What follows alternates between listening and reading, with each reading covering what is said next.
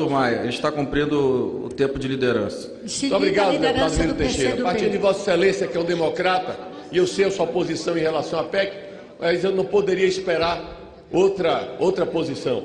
Nós temos sim, deputado Miro Teixeira, que fazermos nesta casa um profundo debate, um debate que possa esclarecer para as pessoas o que é que está, de fato, se querendo com essa reforma, o que é que se deseja, o que é que se busca. Afinal de contas, houveram aqueles que vieram à tribuna para dizer que a reforma acaba com a aposentadoria. Aonde a reforma acaba com a aposentadoria? Houveram outros que vieram para esta tribuna dizer que a reforma da Previdência significava que as pessoas teriam que trabalhar até morrer. Outros vieram aqui para fazer as mais absurdas ilações dessa reforma com o mercado financeiro. Ora, senhor presidente, é importante analisarmos aqui a história da Previdência Social no Brasil.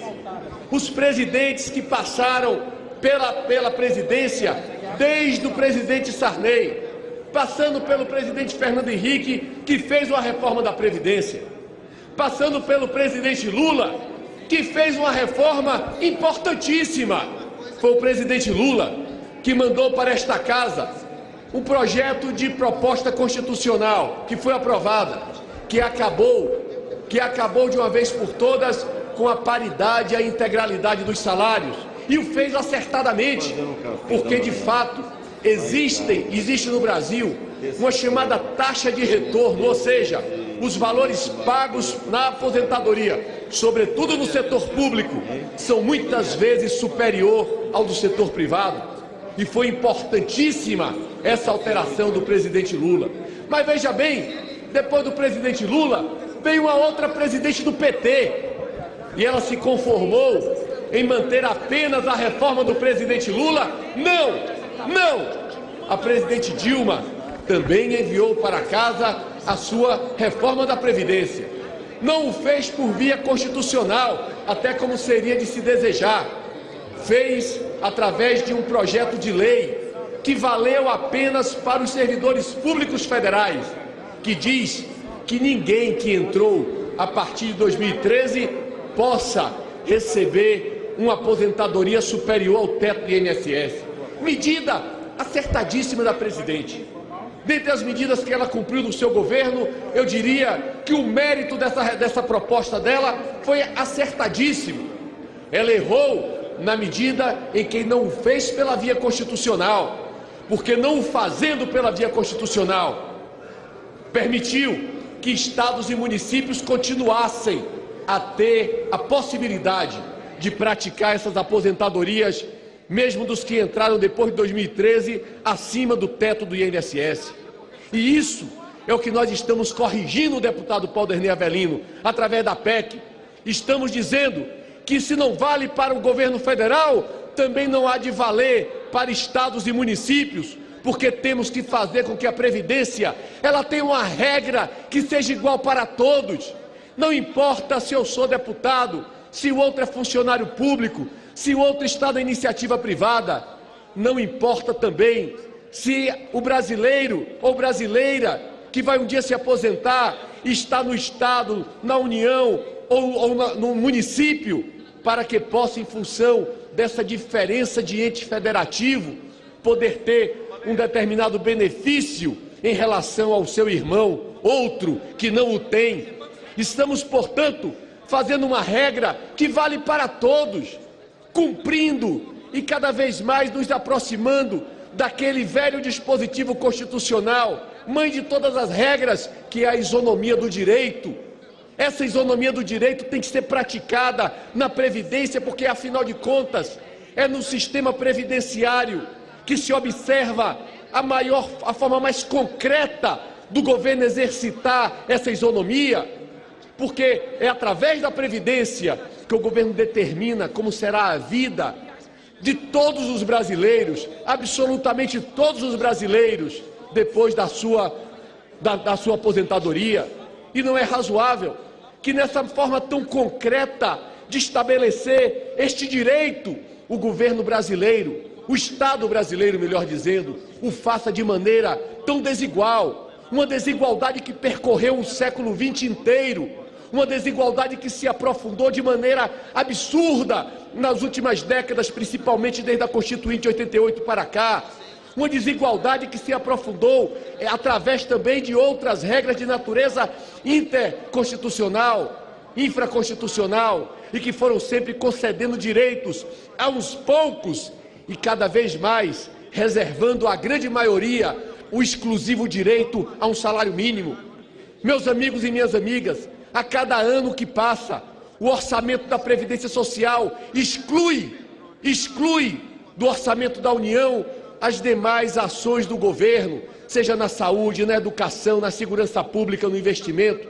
Não é razoável que um país como o nosso gaste do seu orçamento primário 55% de tudo que arrecada com aposentadorias. Não é razoável que para cada R$1 que se gastou em 2016 com saúde, se gastou R$8 com aposentadoria. Essa realidade tem que ser transformada. E se muda essa realidade, tirando de quem tem menos? Claro que não. Atingindo o direito do trabalhador rural? Claro que não. Tirando o direito de quem ganha uma aposentadoria, um benefício porque tem uma deficiência física, mental? Claro que não. Se faz essa mudança, se pratica essa isonomia, se distribui com igualdade e justiça os direitos, acabando com privilégios, acabando com os privilégios daqueles que ganham 33, 40, 50 mil reais de aposentadoria. Eu estou muitas vezes, quando me coloco como deputado e digo, não é justo que eu receba não que eu não recebo, que eu possa me aposentar com 33 mil reais e que o trabalhador só possa se aposentar com R$1.000. Não é razoável que um funcionário público ainda possa se aposentar com 50 anos, 50 e poucos anos. Que país é esse? Que país é esse em que está na lei constitucional que um agricultor da agricultura familiar, que um trabalhador da agricultura familiar só pode se aposentar aos 60 anos, mas ao mesmo tempo abriga centenas, milhares, centenas de milhares de aposentados do setor público que se aposentaram com 50 anos, ganhando salários de mais de 30 mil reais. Que país é esse?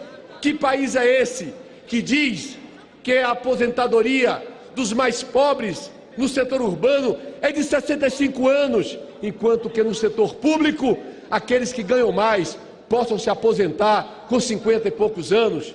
Isso não é justiça. É contra isso que nos colocamos nesse momento. É esse enfrentamento que vamos fazer aqui.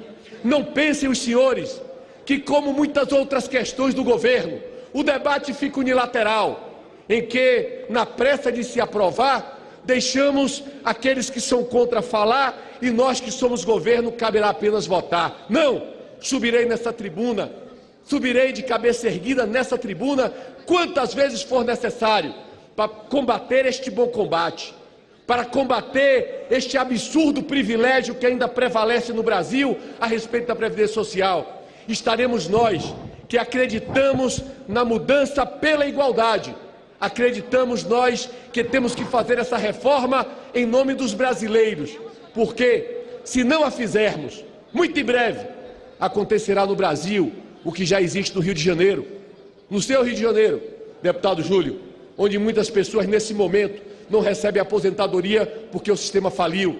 Ou então chegaremos a um ponto em que Grécia e Portugal atingiram no passado e que o próprio Supremo Tribunal daqueles países reconheceu que os direitos adquiridos não valiam mais diante da inexorabilidade, da incapacidade do Estado de poder adimpli-los e diminuiu direitos adquiridos. Não chegaremos lá porque sei que o Congresso Nacional não faltará ao Brasil nesse momento e faremos sim uma reforma que traga justiça, que traga dignidade, que traga o fim do privilégio, que traga a garantia de que brasileiros e brasileiras mais pobres, sobretudo, continuarão a ter direito a este importantíssimo benefício na parte mais nobre e grandiosa da sua vida, que é a sua velhice, para que possamos assim construir um país realmente igual para todos, mas com a garantia da justiça social. Obrigado, presidente Rodrigo Maia.